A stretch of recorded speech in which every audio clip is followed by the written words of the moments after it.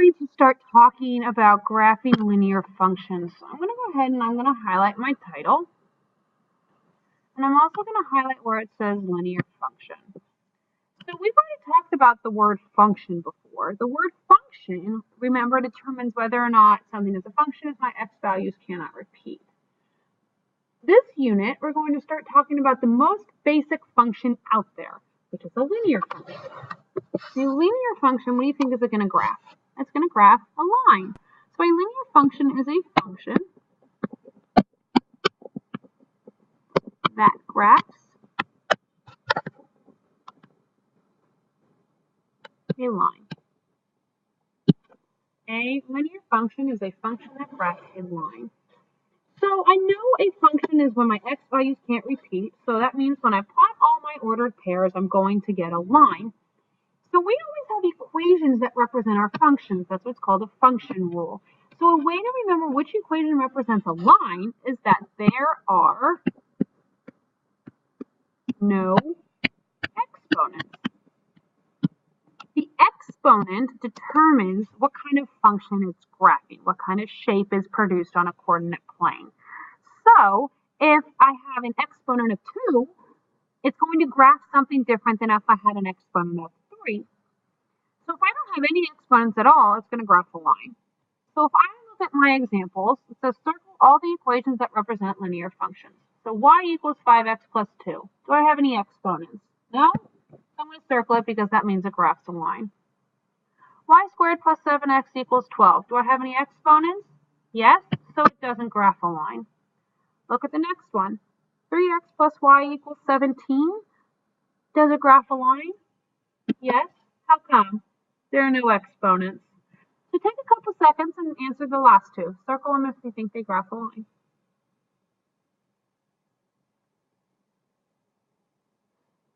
Y cubed plus x to the 4th equals 21. Does it graph a line? No. How come? There are exponents. Y equals 3. Does it graph a line? Yes. How come? There are no exponents. So if I look at the next part, I have many different ways I can graph a linear function.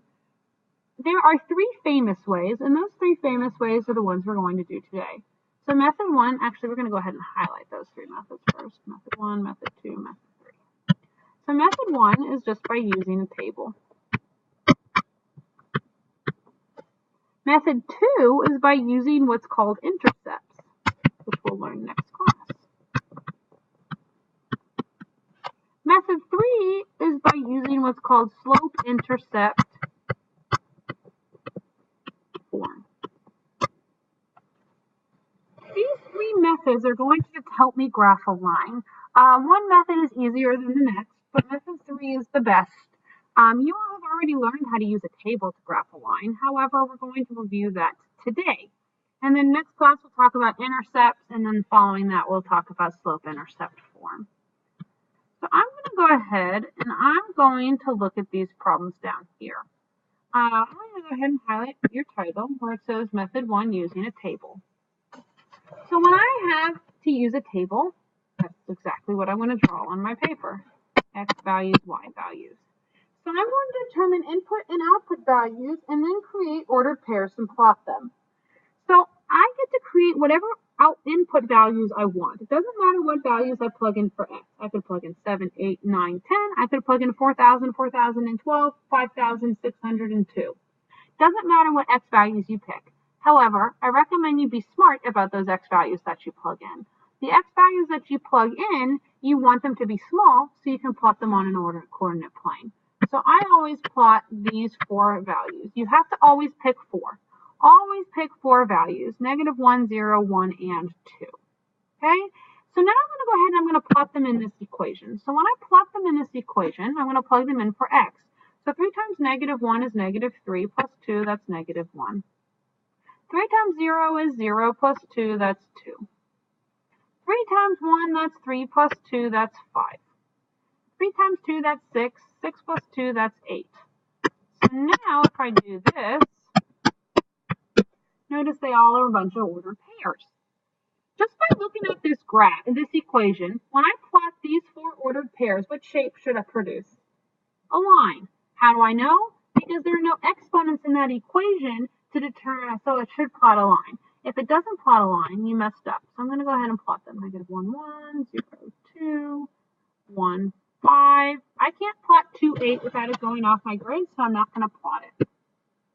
And I'm going to connect my dots. You may use a ruler if you like, or you can just connect your dots as best you can. You have to have at least 2 points on your graph, and you have to have arrows or you'll lose points. I want to come over and I'm going to jump to number 3. So number 3, looking at my equation, how do I know if graph's a line?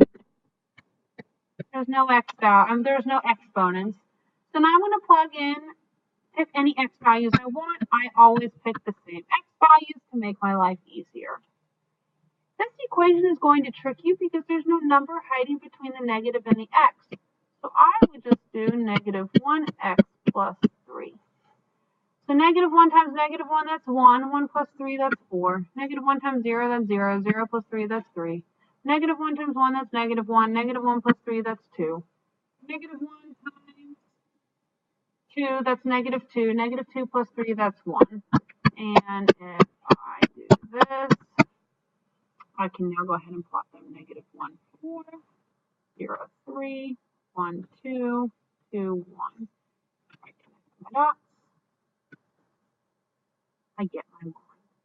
If your dots do not connect to make a line, you did something wrong. So now I want you to go ahead, I want you to highlight this starburst up here for me, please. And looking at that starburst, we're going to put in it, pick any number for x. Okay? So I want you now to pause this video, and I want you to try example 2 on your own. When you finish example 2, I want you to unpause it, and my answer will be on the screen.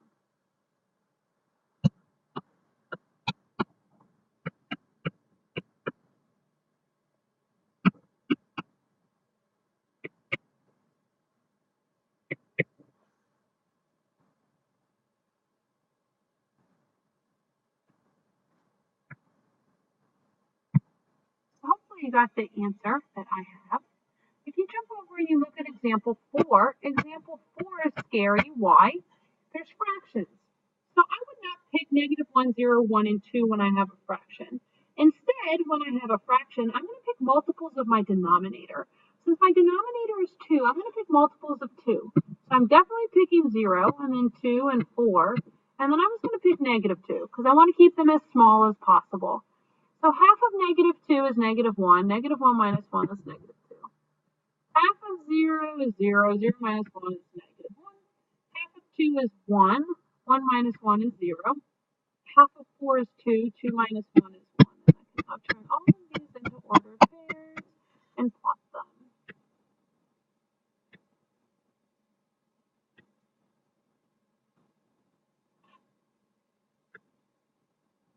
Okay? Hopefully you're all okay with that. Let's now do the last part. It says on each problem, determine if each of the following ordered pairs is a solution to the equation. So I'm going to highlight 2, 3. I'm going to pick any color I want. And I'm going to plot 2, 3 on all of my graphs. 2, 3 is there. 2, 3 is there. 2, 3 is there. And 2, 3 is there. Looking at my green dots, how do I know 2, 3 is not a solution to any of my graphs? Because it's not on my graph. It has to be on my graph in order for it to be a solution. Now let's do the next one. 0, 2, 0, 2, 0, 2, 0, 2. Which one is that a solution to? Example 1, because it's on my black one. So now if we go ahead and do the last number 3, -2, 1, -2, 1, -2, 1, -2, 1. Which one is that a solution to? Well, it's on my black line for example 2, so example 2. So you're going to go ahead and you're going to try number 4 on your own, and then I will